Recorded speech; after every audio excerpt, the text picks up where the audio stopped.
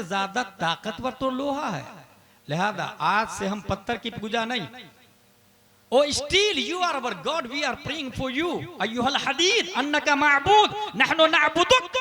लोहा, हम तेरी इबादत करते हैं। अक्लमंदों ने लोहा की पूजा शुरू कर दी, जो अपने जोम में अक्लमंद समझ रहे थे।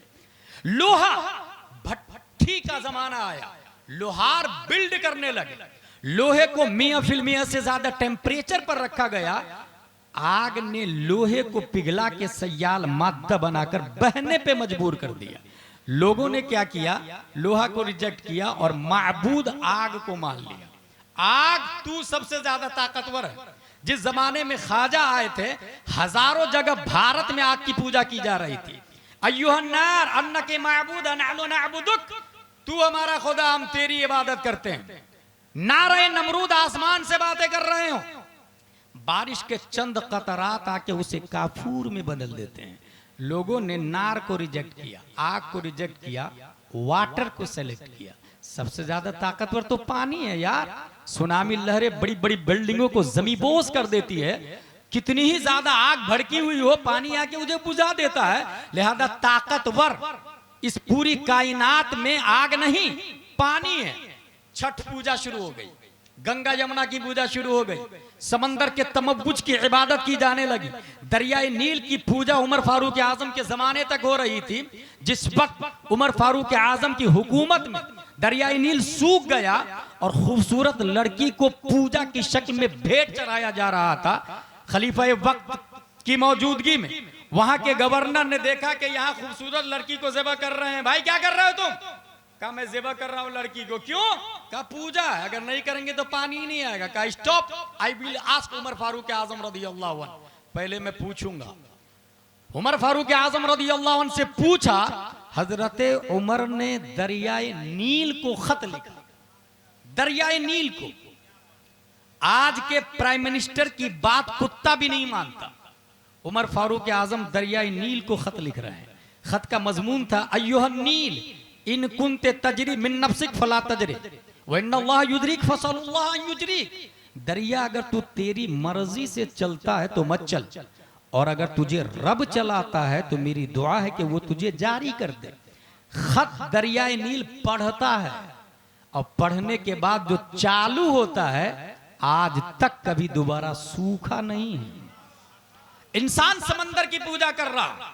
1642 ईस्वी न्यूटन, 1879 ईस्वी आइंस्टाइन, ऑक्सफोर्ड कैम्ब्रिज का जमाना आया, शटल स्पेस लॉन्च किए गए और ये पता लगाया गया कि बारिश कैसे होती है।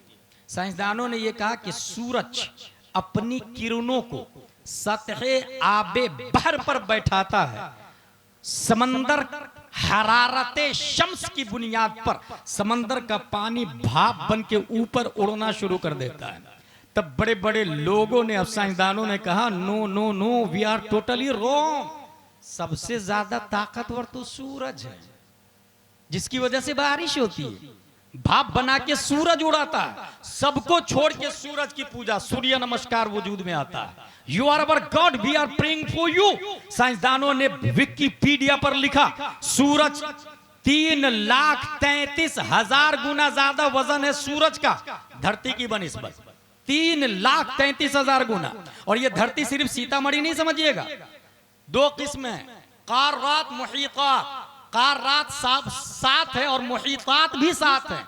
Asia, Europe, Africa, Australia, south America, north America, Antarctica, इसी तरीके से 7 बहरे आजम भी है। और ऐसी ऐसी धरती 13 लाख सूरज के अंदर फिट हो सकती है। फिर से सुने, 3,33,000 गुना ज्यादा वजन है सूरज का धरती की बनिस्बत। 13 लाख धरती सूरज के अंदर फिट हो सकती है। इसलिए अवर सोलार सिस्टम, साइंसदानों ने लिखा, our solar system is made up 1 star that is sun and 8 planet Mercury, Venus और Mars, Jupiter, Saturn, Uranus, Neptune, Pluto and 146 moons. हमारी गैलेक्सी में 146 चांद है। इसलिए जब हम लोग अशरफिया में मंतिक पढ़ रहे थे तो चांद को जुज़ी शुमार नहीं किया गया, कुल्लियात से शुमार किया गया है। जो नफ्से तसव्वुर कसीरैन पर सादिक आने से मना ना करे उसे कुल्ली कहा जाता है। चांद जुजी नहीं है, कई चांद है। और साइंसदानों ने बताया 146 चांद है, एक बड़ा स्टार है, 8 प्लेनेट है, लेकिन सबका इत्तेफाक है, ऑक्सफोर्ड का भी, कैम्ब्रिज का भी, कोपरनिकस का भी, टेको ब्राही का भी, गैलीलियो का भी, आइंस्टाइन का भी, जेएनयू का भी, जेएमयू का भी, एमयू का भी, पूरी दुनिया की यूनिवर्सिटीज, प्रोफेसर और दकातेरा का कहना है सबसे बड़ा हमारी गैलेक्सी में सूरज है। मगर कुर्बान जाइए, दफा दखले मुकद्दर के तहत कुफ्र पर मशीयत को जला लाता रब्बे कदीर 571 ईस्वी अब्दुल्ला की पीठ से, आमिना के बतन से, मक्का की धरती पर मकामे बैदा पीर के दिन सुबह सादिक प्यारे मुस्तफा सल्लल्लाहु तआला अलैहि वसल्लम को पैदा किया। और हमारे नबी ने मकामे सहबा में अली की नमाज की खातिर उसी पावरफुल सूरज पर अपनी हुकूमत का सिक्का चलाया और कहा पलट। नारे तकबीर, दोनों हाथों को उठाकर नारे तकबीर, नारे रिसालत, इख्तियारे मुस्तफा, इख्तियारे मुस्तफा, अज़मते मुस्तफा, मसलके आला हजरत खलीफा हुजूर ताजुश शरिया रहमतुल लिल आलमीन कॉन्फ्रेंस। ये जवाब था न्यूटन का, ये जवाब था आइंस्टाइन का, ये जवाब था केपलर का, ये जवाब था जॉनी यस पापा वालों का, ये जवाब था सीबीएसई वालों का, ये जवाब था दुनिया के तमाम साइंसदानों का। तू जिसे सबसे बड़ा मानता है वो मुस्तफा का नौकर है, नौकर। हाय हाय हाय हाय हाय, वाह वाह वाह वाह वाह वाह। So let's go say La ilaha illallah Muhammadur Rasulullah sallallahu alaihi wasallam from Sitamarhi to Patna। आज से 5000 साल पहले कोई रास्ता नहीं था ना, इंसान पूछ पूछ के जाता होगा। और अगर सामने से कोई आ रहा हो, भाई भाई भाई कहां जा रहा है, बोले पटना, बोले रॉन्ग साइड, आप यहां से राइट ले लीजिए। इसी तरह लोग जाते थे ना। लेकिन इस वक्त हाईवे बन चुका है। हाईवे बनने के बाद कोई Apache, Fortuner, Activa, Toyota, BMW, Audi खेत से लेकर के जाए, he is not genius, he is idiot, he is bullshit, he is nonsense. और ये हंसने वाली नहीं, समझने वाली बात है। इस्लाम से पहले जिसको जो मन में आता था अक्ल की बुनियाद पर पूजा करता था। इस्लाम सिराते मुस्तकीम का नाम है। अक्ल को जिसने IH इस्लामिक हाईवे दिया, अक्ल को जिसने इस्लामिक हाईवे दिया, क्या बात है, क्या बात है। वो प्यारे मुस्तफा सल्लल्लाहु तआला अलैहि वसल्लम है। इस्लामिक हाईवे के बाद अगर कोई कुत्ता बिल्ली छछुंदर की पूजा कर रहा है, ही इज इडियट, वो अक्लमंद नहीं, बेवकूफ है। इसलिए कुरान शरीफ ने काफिरों को बेवकूफ कहा, अला इन्नहुम हुमुस सुफहा वलाकिन ला यअलमून, डबल बेवकूफ। एक है जाहिल, एक है जहले मुरक्कब, डबल जाहिल। एक तो बेवकूफ है कि सूरज की पूजा कर रहा, दूसरा डबल बेवकूफ कि पता भी नहीं उसको कि ये सूरज माबूद नहीं है, डबल बेवकूफ। अक्लमंद किसको कहा? मोमिन को।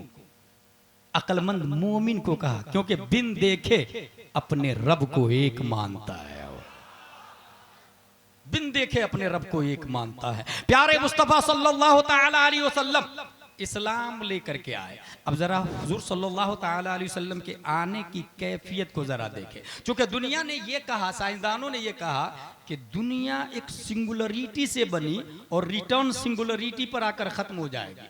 मेरा दावा है वो सिंगुलरिटी नूरे मुस्तफा है। दूसरी दुनिया उसी नूर से शुरू हुई है, उसी नूर पे खत्म हो जाएगी। ये मेरा दावा है और मैं कुरान और हदीस से साबित कर सकता हूं इस बात को। दुनिया उसी नूर से बनी है और उसी नूर पे खत्म हो जाएगी। जब तो हमारे मुस्तफा फरमाते हैं अनल आकिब व अनल हाशिर, आकिब भी मैं हूं और हाशिर भी मैं हूं।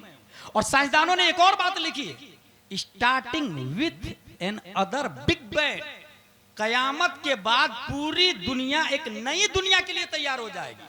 उस नई दुनिया को वो तो कुछ नाम ना दे सके, हम उस नई दुनिया को हश्र और जन्नत और जहन्नम नाम देते हैं। जन्नती जन्नत में, जहन्नमी जहन्नम में होंगे। इस दुनिया से वो लोग जाहिल हैं क्योंकि उन्होंने कुरान शरीफ नहीं पढ़ा। दुनिया को बनाने के ताल्लुक से उसने कहा कि सिंगुलरिटी से बने और कितने साल पहले बनी? ये कॉलेज वाले यहाँ बैठे हुए उन्हें पता होगा। 13.8 billion years ago. 1 million 10 lakh का होता है, 1 बिलियन 100 करोड़ को कहते हैं। 13.8 बिलियन। इस्लाम कितना बोलता है पता है? One day the Prophet Muhammad sallallahu alaihi wasallam asked Jibril, "Oh Jibril, what is your age?" जिब्रील तुम्हारी उम्र कितनी है? Reply, I don't know what is my age या रसूल अल्लाह, मुझे नहीं पता मेरी उम्र कितनी है। हाँ, एक तारा और जमीन से तारा डॉट की तरह दिखता है। एक तारा चौथे हिजाब में 70,000 बरस के बाद चमकता था, उसको मैंने 72,000 मर्तबा देखा। 70,000 को 72,000 से इंटू करे तो कैलकुलेटर का जनाजा निकल जाता है। ये जितना रिजल्ट आए दुनिया की वैलिडिटी वही है, बल्कि उससे ज्यादा। और वो डॉट, वो सितारा कौन है? प्यारे मुस्तफा फरमाते, जिब्रील व इज्जत रब्बी अना ज़ालिकल कौकब, मुझे मेरे रब की इज्जत और जलाल की कसम, वो तारा मैं हूं, मैं हूं, मैं हूं। हम पैदा होते, नबी की पैदाइश रहमतुल लिल आलमीन है। हम पैदा होते हैं, बाप की पीठ से माँ के पेट में गए। कितने ग्राम का होता है आदमी पता है आपको? 50 ग्राम। बढ़ना शुरू करता है 100 ग्राम, 150, 200, 250, 1 किलो, 1.5 किलो, 2 किलो, 2.5 किलो। पैदा जब होता है तो 2.5 किलो, 3 किलो, 4, 4.5 किलो तक की अखबार की न्यूज है। बच्चा पैदा होता है, उसको बच्चे का वेट जूजू बढ़ेगा, माँ का बोझ बढ़ेगा। बोझ को अरबी में हमल कहते हैं। बोझ उठाने वाली गाड़ी को हमला कहते हैं। पैसेंजर उठाने वाली गाड़ी को अरबी में नकला कहते हैं। बोझ उठाने वाले मर्द को अरबी में हामिल और हम्माल कहते हैं। और बोझ उठाने वाली औरत को अरबी में हामिला कहते हैं, जिसको इंग्लिश में प्रेग्नेंट कहा जाता है। बोझ जितना ज्यादा होगा, हामिला की शिद्दत हमल उतनी ज्यादा बढ़ती चली जाएगी। बच्चा 4 महीना का है, माँ की बॉडी पर मुख्तलिफ असरात का तरत्तुब होने लग जाता है। 6, 7, 8 महीना वेट बढ़ा, माँ को चलने फिरने में तकलीफ होने लग जाती है। वॉकिंग में, सीटिंग में, स्लीपिंग में, करवट बदलने में तकलीफ होने लग जाती है। बच्चा 9 महीने के करीब हो चुका, पैदा होने वाला है, बहुत तकलीफ होती है माँ को, क्योंकि बोझ जितना ज्यादा होगा माँ को उतनी ही ज्यादा तकलीफ होगी। प्यारे मुस्तफा शिकमे माँ में है।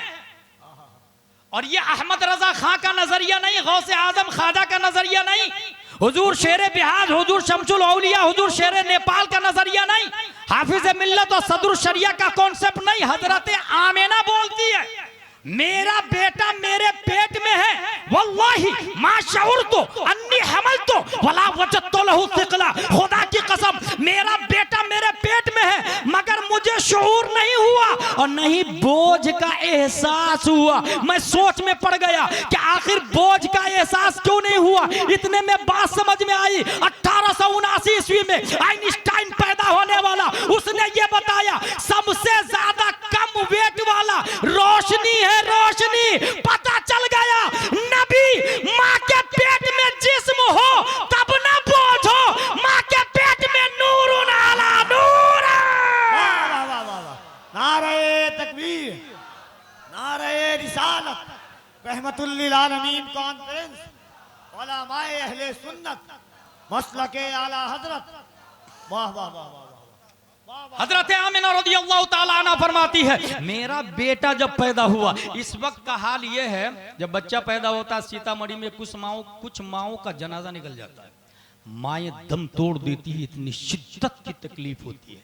यही वजह है कि एक बेटा अपनी माँ का हक नहीं अदा कर सकता। जिंदगी भर अगर कांधे पे बैठा के घुमाए ना, तभी भी माँ का हक नहीं अदा होगा। बच्चा पैदा होने के बाद माँ अगर गर्दन दबा दे ना, बच्चा मर जाता है। गर्दन दबा दे तो, मगर शिद्दत तकलीफ को बर्दाश्त करके उन्होंने परवरिश की। इसलिए जो लोग अपनी माँ को, बाप को बोझ समझते हैं, वो जरा उस मंजर को याद करे जब वो पैदा हुआ था, माँ गर्दन दबा देती तो क्या हाल होता। शिद्दत तकलीफ से माएँ मर जाती है। मगर हजरत आमिना रज़ियल्लाहु ताला अन्हा फरमाती है, मेरा बेटा पैदा हुआ, मुझे जर्रा बराबर तकलीफ नहीं हुई। मैं सोचा क्यों नहीं।